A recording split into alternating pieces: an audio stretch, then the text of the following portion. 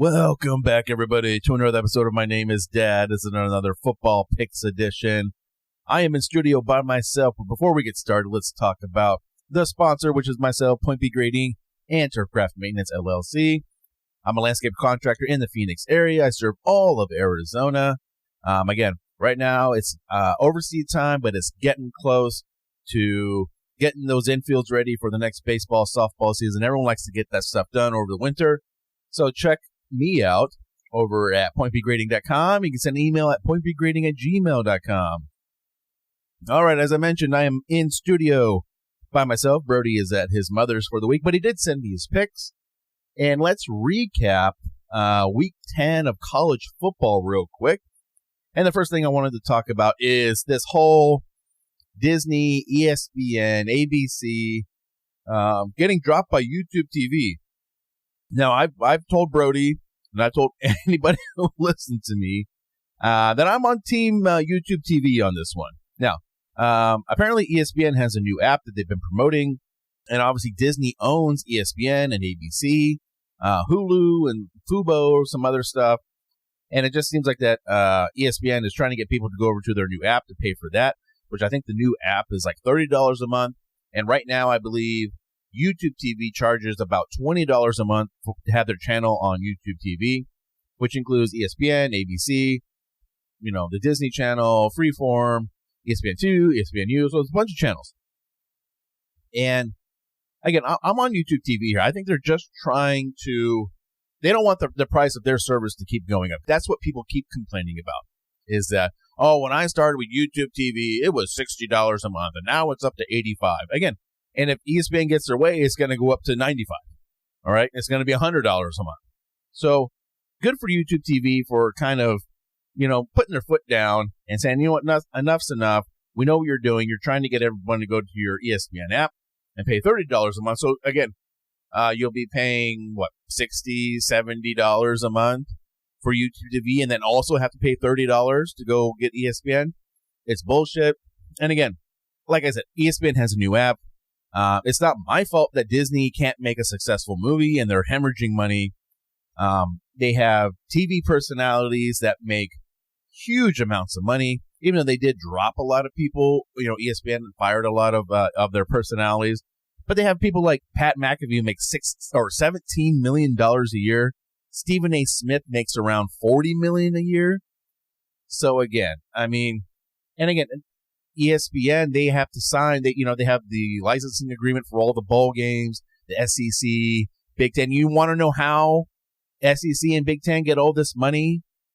Because they have licensing deals with ESPN. They get that's where they get their money, this TV money. And guess who has to pay for it? The consumer. All right. So again, I'm on YouTube TV's side here. I don't know. I'll figure it out. Where to watch these games. Like I said, if I got to go to the sports bar to go down and watch it, that's what I'm going to have to do. But again, it just really hurts the consumer, the customer, that we have to go through this, especially during the football season. This is unbelievable. And then Texas Tech gets a much-needed win on the road at Kansas State. This is a huge win for Texas Tech. This basically puts Texas Tech in the driver's seat that they control their own destiny. If they can win out, they can beat BYU and win the rest of their games. They're going to the Big 12 championship game. They'll probably end up playing maybe Cincinnati. Maybe they'll have to play BYU again. I don't know. Maybe Utah again. But we'll see how it happens. So we got a big top 25 matchup coming up this week. Let's see. Utah, who is on a roll. They've been playing better ever since they got their ass kicked by Texas Tech. They defeat Cincinnati at home, which really hurts Cincinnati. Again, if they don't win out and Utah doesn't lose another game, they might end up not being in the Big 12 championship game, which they had. Basically, if they beat Utah, they were again in control of their own destiny to make it to that game. Oklahoma on the road at Tennessee gets a victory. They beat Tennessee in a big top 25 matchup. I had Tennessee in that game. Brody told me Oklahoma. Brody was right on that one. Indiana continues to roll. They might be the best team in the country. They're just steamrolling everybody. I don't know if anybody can stop Indiana at this point. And then University of Texas horns down, gets a big win against Vanderbilt, and the Diego Pavia, the top 25 killers do get a loss. against Texas. Vanderbilt was on the road. And the big shocker of the weekend was Fresno State goes into Boise and defeats Boise State to win the milk can. I mean, Boise State was 17.5, 18 points favorites in this game. Fresno State rolls in there, kicks their ass. There was some controversy about refs and this stuff. We'll see how that shakes out, but I don't know if the refs mattered in this game because it was like 30-7. Fresno State wins the game. All right, going into week 11, we got our first chance to see the playoff selection committee's top 25. So as it gets later in the year, the playoff selection committee will do a top 25. We don't have to rely on the stupid AP poll and those people who don't know what the hell they're talking about. And let's take a look at it here real quick. So number 1 is Ohio State. Number 2 is Indiana. Number 3, Texas A&M. Number 4, Alabama. Number 5, Georgia. Number 6 is Ole Miss. Number 7, BYU. 8 is Texas Tech. 9 is Oregon. 10 is Notre Dame. 11 is Texas. 12 is Oklahoma. Now, how the college football playoff works is that the top 12, or if you're one of the 4 major conferences, the Power 4, if you win your conference, you get an automatic bid, and then the rest of the top 12 teams will fill out the rest of the bracket, with the first 4 teams getting a bye in the first round, I believe. But just looking at this, we have 6 SEC schools, 3 Big Ten, 2 Big 12, and 1 independent, which is Notre Dame. Again, ESPN basically runs college football. They have a big contract with the SEC. It doesn't surprise me that the SEC has 6 schools. Half of the top 12 are SEC schools, 3 to the Big Ten. I'm a little Big 12 biased myself, but I think 6 SEC schools. I'd like to see a little bit more, have it a little bit different going on. I mean, the SEC is good, but they're not the kings of college football. There are other teams out there.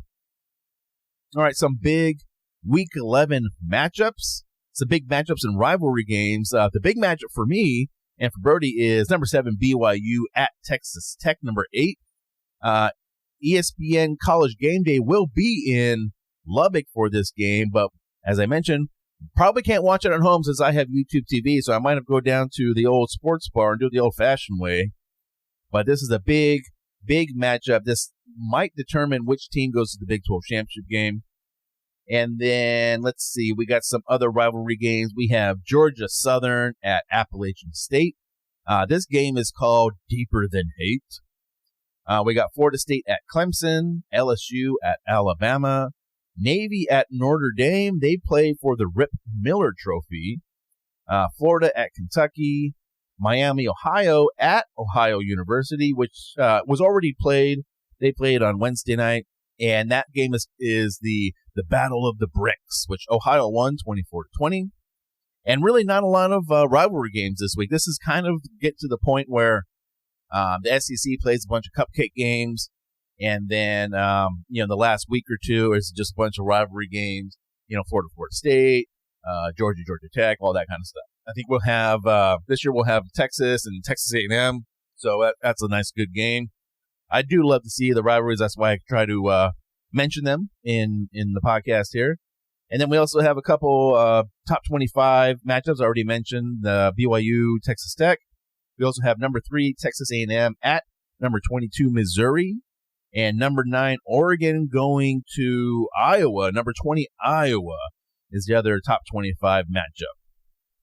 All right, let me take a drink here real quick. All right, as I mentioned, Brody is not in studio, but he did send me his picks. So we'll start with the first one, and his cover pick for Cover Straight Dog. We pick 3 games. And week 11, Brody's cover pick is Indiana minus 14.5 at Penn State. He must think Penn State sucks. I mean, they do suck. And Indiana is just destroying everybody. So 14.5 going into Penn State. The only thing I'm concerned about this game a little bit is Penn State is probably just trying to be spoiler and trying to ruin it for Indiana.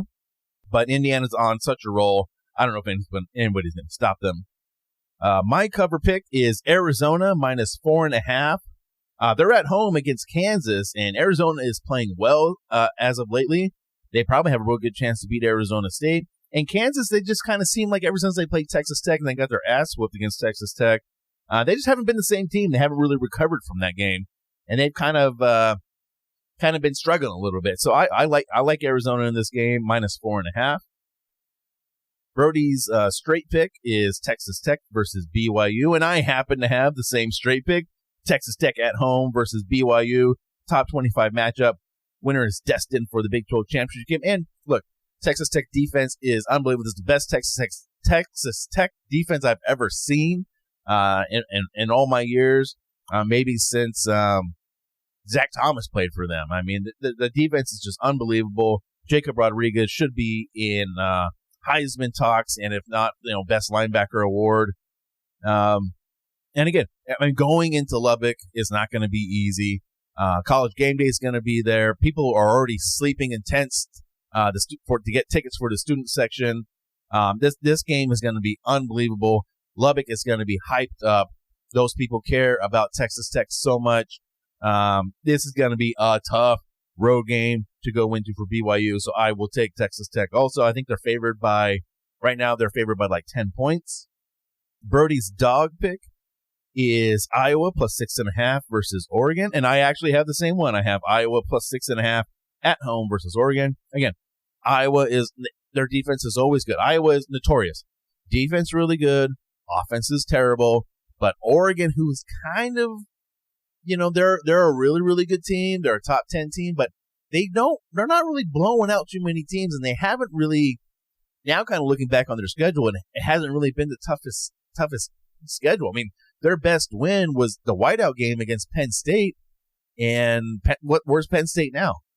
So they got blown out at home against Ohio State. So I think Iowa can keep this one close. I mean, if their defense kind of takes over and like they normally do at home, and this probably a field goal game, I'm thinking. So that is our picks for college football week 11. Now, as we move on to the NFL, the National Football League, and in week 9, we had the Bills. The Buffalo Bills get a big win at home against the Kansas City Chiefs, but the Bills, as we mentioned, the Buffalo Bills always beat the Chiefs in the regular season. But the only thing is this really puts the Bills in a good position to win the AFC East. They're going up against the Patriots, who are also playing very, very well. If they can beat the Patriots and keep on winning, they can probably win the AFC East and get a good shot at the number 1 or number 2 seed for the playoffs and get some home field advantage, get a couple home games in the playoffs. J.J. McCarthy for the Minnesota Vikings comes back off an injury to beat the Detroit Lions in Detroit. So this was a big win for the Vikings. The Lions stumble a bit here. I'm not sure what happened in the game, but the Vikings just they played 4 quarters of football and ended up coming out with a victory in this one. The Pittsburgh Steelers finally take down the Colts and bring the Indianapolis Colts down to earth. Really, I kind of watched this game. I'm not saying that Daniel Jones didn't play well, but the Steelers did what they had to do. Their strategy was to stop Jonathan Taylor, and they pretty much did. They slowed him down. He's been going off every week. This is the one week he didn't. So the Steelers did their job. They played well. Not that the offense is super awesome or that Steelers are a super amazing team, but they had a plan and they executed it and they get the victory. The Green Bay Packers shit the bed as they lose against the Carolina Panthers. This was a huge loss for the Packers. They were 5-1-1. They were first place in the NFC for the number 1 seed. So we had the Lions and the Packers, 2 teams in the NFC North, 2 teams high in the playoff race for the NFC. Both shit the bed and lose. This is not a good game for the Packers, and maybe there's a little blueprint on how to beat the Packers and that the Panthers exposed. So we'll see how it goes. Jaden Daniels of the Washington Commanders breaks his arm and is out again on injury. It was a nasty arm break. Elbow basically dislocated or whatever it was. But the Seahawks just destroy the Commanders. Seahawks are riding high. This is a 3-horse race in the NFC West. We got the Seahawks, Rams, and 49ers. We got the Rams and 49ers, I believe, are playing tonight on Thursday Night Football. So that's a huge game, and man, it's going to come down to the wire here. I think these division wins, that's going to make the difference in this NFC West race. The big news around here in the Phoenix area is that Kyler Murray did not start against the Dallas Cowboys. Now, the Cardinals did beat the Dallas Cowboys, and not that the Cowboys are the super great team, but it's always a big deal here when the Arizona Cardinals can beat the Dallas Cowboys because they used to be old NFC East rivals, and it seemed like that the Cowboys were always the top dog in the NFC East, and the Cardinals were always the doormat. So anytime the Cardinals can beat the Cowboys, it's a huge deal. And Jacoby Brissett is named the starting quarterback for the Cardinals for the foreseeable future. And I think even they put Kyler Murray on the injured reserve. And a lot of people are just saying that the Cardinals are done with Kyler Murray. We me and Brody talked about this maybe a week or two ago.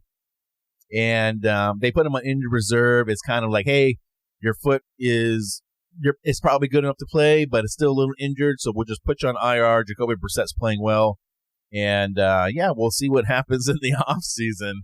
I think maybe next week when Brody comes back, we'll talk to him about possible starting quarterback, potential players who could be starting quarterback for the Cardinals next year.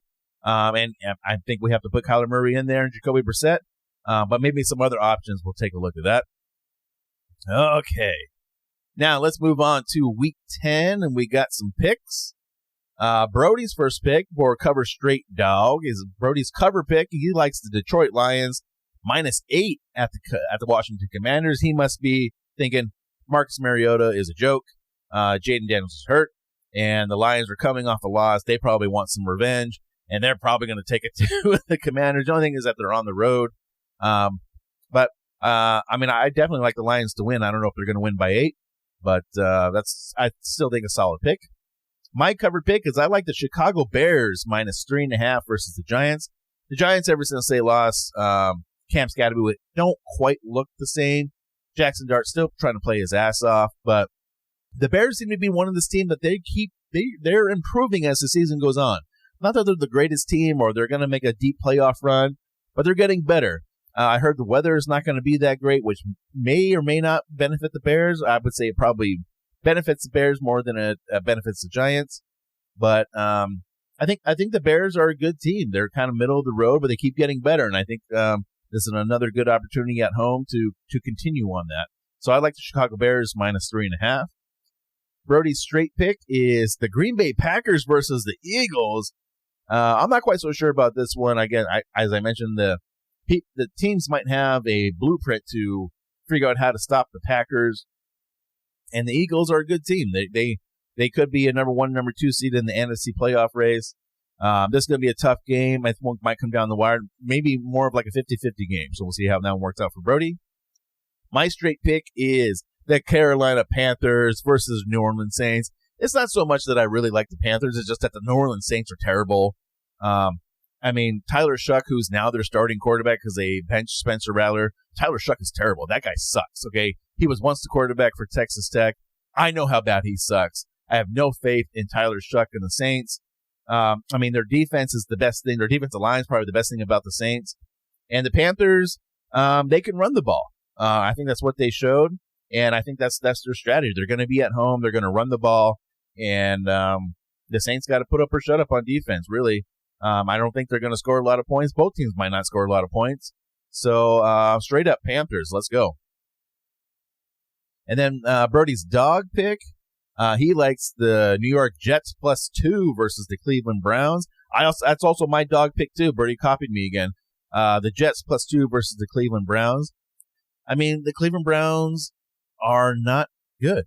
Their best thing is their pass rush. That's because of their best player, Myles Garrett. That's the only thing that's going to stop the Jets. The Jets finally got a first win, and once you get that first win, it seems like the other wins start to come a little easier, and this is another opportunity for the Jets to get a win at home against the Browns. Dylan Gabriel has looked like a rookie quarterback. Shadur Sanders, I heard, has a hurt back. So I don't know what the Browns are going to do other than they can just get some sacks and disrupt the Jets' offense. But I'll take the Jets +2, and Brody must be on the same page with me. All right. Well, that brings us to the end of this episode of My Name is Dad. Football picks for college football week 11 and NFL week 10. Can't believe we're already this late into the season. But Brody will be back next week. And again, I think we're going to talk about Cardinals quarterback situation and the future of the Cardinals quarterback situation. Brody is a little bit of an NFL draft expert, so he might have some insight on maybe a future draft pick the Cardinals might spend on a quarterback, but we'll see how that goes. Again, thanks for listening. You can find this podcast pretty much anywhere on all the major podcast streaming sites. Thanks for listening, and we'll see you next week. Thanks.